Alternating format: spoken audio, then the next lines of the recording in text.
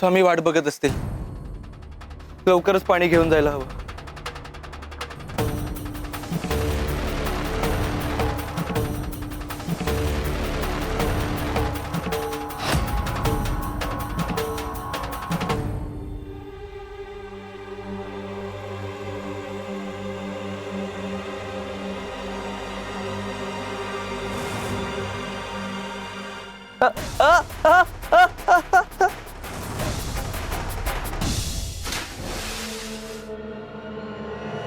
उठ उठ आई. अगं स्वतःच्या स्वार्थासाठी स्वामींची खोटी शपथ घेऊ नको.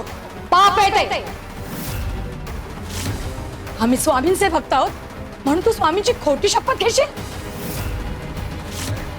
आणि आम्ही डोळे झाकून तुझ्यावरती विश्वास ठेवू? अहो माई, मी स्वामींची खरंच खोटी शपथ घेत नाहीये. आता मी जे काय सांगतोय ना ते सगळं खरं सांगतोय माई. ऐका तरी बस!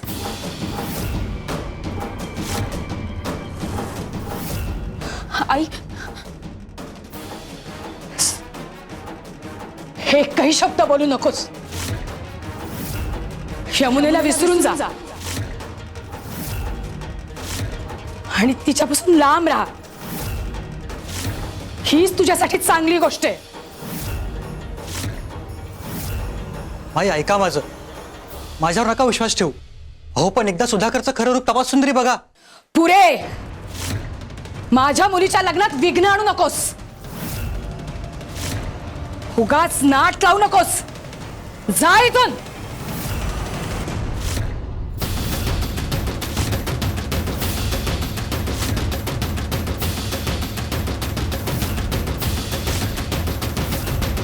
अरे काय बघतोस? चालता हो. हा अचानक कुठून आला आणि याला मी ठग आहे हे कसं माहीत? हा जिवंत राहिला तर आपला सगळा डाव उधळून लावेल. याचा बंदोबस्त करायलाच लागेल आणि तोही आज.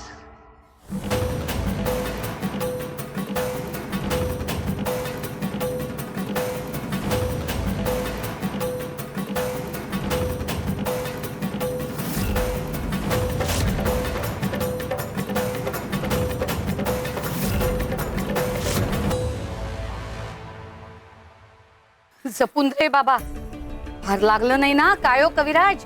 हो सुंदरा मावशी, आता ठीक आहे. स्वामी देवांची कृपा म्हणून वाचलास रे तू.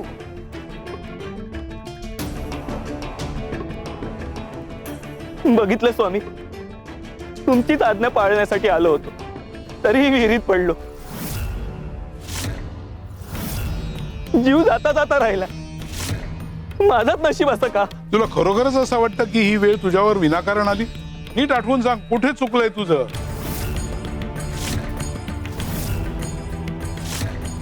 नाही स्वामी, मी कुठेच नाही चुकलो. तुम्ही सांगितलं आणि मी पाणी आणण्यासाठी निघालो. आम्ही काय सांगितलं होतं? गावात जाऊन पाणी घेऊन ये. आणि तू काय केलंस? आमचं पूर्ण ऐकलंही नाहीस आणि निघालास धावत. पण आम्ही हे कुठे सांगितलं होतं? विहिरीवर जा का नदीवरून घेऊन ये? नाही स्वामी. मग कुठून पाणी आणायचं हे आम्ही सांगण्याआधी तू स्वतःहून ठरवलंस. हीच तुझी चूक.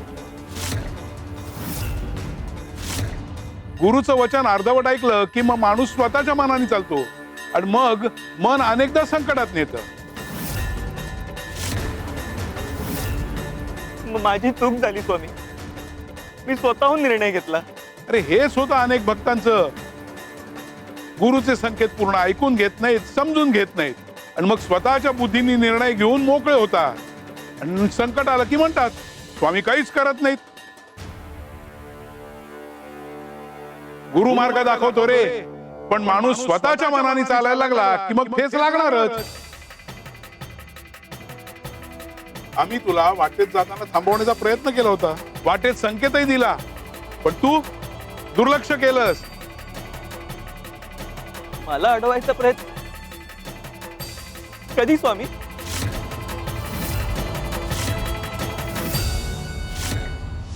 लवकर गेलं पाहिजे स्वामी. वाट बघ. हे बाळाचा, मला बोलायचंय तुझ्याशी. नाही आता नाही. स्वामींनी मला काम दिलंय आणि ते काम खूप महत्वाचं आहे. मला ते काम करावंच लागेल. नंतर येतो. अरे अरे ए ए थांब.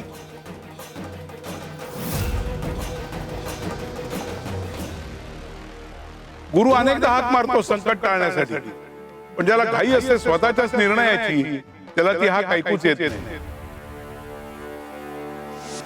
म्हणजे तो कासार? हो, आम्हीच होतो ते.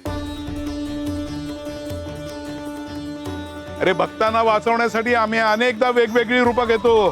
कधी एखाद्या माणसाच्या रूपाने, कधी एखाद्या प्रसंगाच्या रूपाने, नाही तर कधी एकदा शब्दाच्या रूपाने, तर कधी मनात उमटलेल्या एका विचाराच्या रूपाने. आम्ही संकेत देणं कधीच थांबवत नाही, पण माणूस ते ओळखणं थांबवतो. आम्ही सांगत असतो, थांब, पुढे जाऊ नको, हा मार्ग चुकतोय. बुद्धीशी वैर करू नकोस, क्षणभर विचार कर. पण तुम्ही त्या संकेताकडे दुर्लक्ष करता आणि मग स्वतःच नुकसान करून घेता.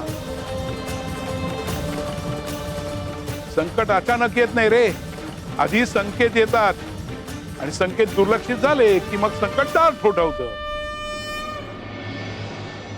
माफ करा स्वामी, मोठी चूक झाली. यापुढे मी तुमचं प्रत्येक वचन, प्रत्येक संकेत समजून घ्यायचा प्रयत्न करेन. स्वतःच्या मनाने काहीच निर्णय घेणार नाही. तेच भक्ताचं खरं शहाणपण आहे. सुंदरे, अशीच काळजी गौरीनी घ्यायला हवी होती.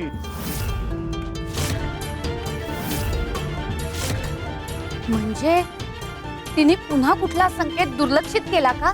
आम्ही वारंवार तिला सावध करत आहोत, मार्गही दाखवत आहोत, पण ती आमचं ऐकते का तिच्या भीतीचं हेच समजत नाहीये. भीतीचा आवाज मोठा असतो, पण सत्याचा आवाज शांत असतो. जो सत्याचा आवाज ऐकतो तोच संकट टाळतो.